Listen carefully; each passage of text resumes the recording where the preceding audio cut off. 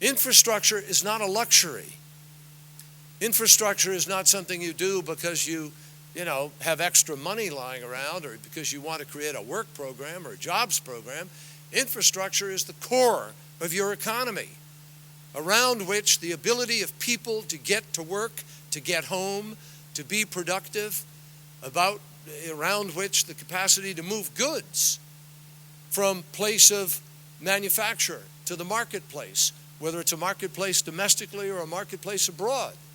Your ability to do that is enhanced as a consequence of your infrastructure. We have had a couple of interesting proposals, one of which was just introduced in March by Senators Kerry, Mark Warner, and Kay Bailey Hutchinson on the Republican side to create a national infrastructure bank.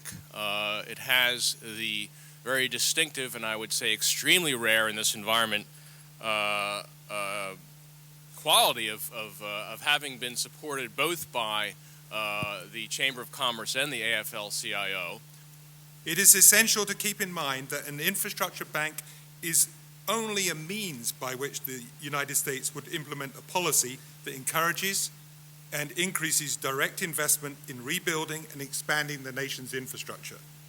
Before any discussion about a bank can begin, our nation's policymakers have to agree that it is essential to access private investment for public infrastructure. This is more than just immediate jobs. This really goes to the heart of America's competitiveness. I mean, our infrastructure through most of the 20th century was a competitive advantage vis-a-vis our competitors around the world.